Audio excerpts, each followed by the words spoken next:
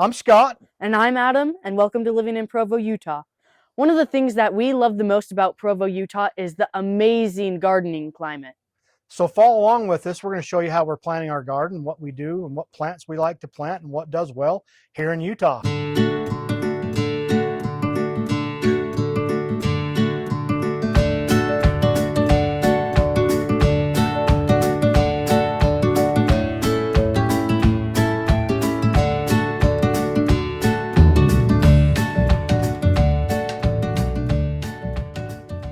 All right, so we're out to our favorite greenhouse, Laughing Owl Greenhouse. We're going to pick out some plants for the garden. Follow along. These guys always have a fantastic selection of plants. We're going to go get some for the garden.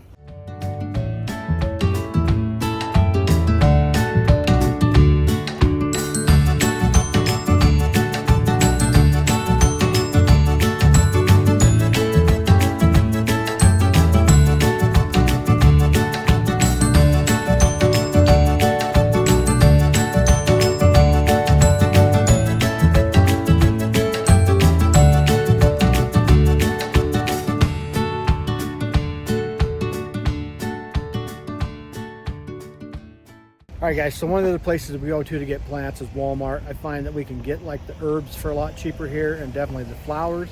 And sometimes they even have some of our favorite tomatoes here that they don't have out at the other greenhouse. So we're now at Walmart getting some more plants.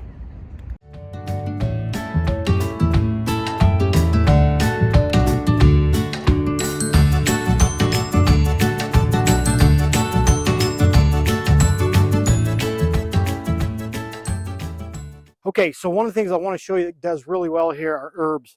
I got most of these herbs at Walmart. That's generally the cheapest place to do them. This is some thyme.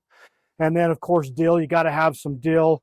We've got two different types of oregano, parsley, and then, of course, basil does well. I've got some rosemary around here somewhere, too. I usually plant them up at the front of my garden, and then that way I've got close access to it for when I'm cooking. I love using these herbs in the cooking. Now, some of the other things that we do too is, of course, tomatoes, tons of tomatoes. These are sun sugar tomatoes, my wife's favorite. They're small little yellow cherry tomatoes, really delicious. I've probably got about 16 or 17 tomato plants. We love doing salsa. So if you're going to do salsa, you got to make sure there's a couple other things that you've got. So I've got lots of peppers. We'll plant a lot of peppers in here. We don't love the green peppers, so we get a lot more of the reds and yellows, orange peppers, but I do have a few green peppers, some jalapenos. I've also got, that does well, I haven't grown these for a couple years, but I've got them, these are cabbage. They do quite well here. We'll get really huge. I've grown cabbage here and got heads that big before, and they're really delicious. And of course, I don't know what place can't grow zucchini. Well, we got a bunch of zucchini. Zucchini does well. We've got cucumbers. We love the Armenian cucumbers. Those things get really big, really long, and they're quite sweet. They taste really, really good. So anyway, we're going to start planting. Come here, Adam. Let me show them this. So here's one of the things that we've gone to the last couple of years. I've set up a little drip irrigation system. I used to just sprinkle everything, but the tomatoes don't love to have the water get up on the leaves. It can kind of create some rot, especially, well, some mildew, and then the tomatoes can rot on the bottom. So it's better to actually plant these in the ground and put a little bubbler on it. So we've done that in this whole section where we're going to plant the tomatoes. But when it comes to doing some of the it can also stop weed growth by only watering in the plant area. Well, that's a real bonus, as we get a lot less weeds. When we sprinkle the whole thing, then we get weeds everywhere, but weeds are just part of it. This year I bought some asparagus. I used to have asparagus at my other house, and they got ruined, so we're going to try getting asparagus back. We've got some onion sets, because if you got peppers and tomatoes, you got to have some onions, so we'll be planting those. Some of the row crops that we enjoy planting, well, I don't have them here, but we're going to plant beets, some chard, some beans, and some radishes. I need to find some kohlrabi. My wife loves that. Those always do really well here. So, okay, I wanted to show you some of the seeds that grow really well here. This is Swiss chard. I love growing the rainbow chard. This is the red chard. Chard seems to do really well here. It's pretty easy to grow. I've found when it comes to growing beans, green beans, that the Blue Lake green bean, this is the bush bean, not the pole bean. So the plants get about this tall, and you get a pretty good yield per plant. The pole beans are nice too, but it just creates more work having to create a pole. So I just do the bush beans. Also, I found here in Utah that the Detroit dark red beets seem to do quite well, grow very easily here. Pretty much any radish will do well here in Utah. Now, this is something I'm going to do that I've never done before, but I bought a rainbow mix of carrots. I thought that might be kind of fun to grow some rainbow carrots. So we'll let you know how that goes. And then I couldn't find any packets or any already seedlings of cilantro, so I'm going to actually try planting some by seed. And I got a little extra dill because I love dill. So these are just some of the seeds that we're going to plant this year. We've done a lot of other seeds in the past, but this is what we're choosing to do this year. Okay, one more thing that we're planting this year, some solar lights. We did that last year. It was kind of fun. We got these at Walmart. They're just a couple bucks, and it just kind of lights up the garden. It just creates a cool ambiance. Again, just a few dollars, really simple to put in the ground, and gives you a good, just makes the garden look really cool at night.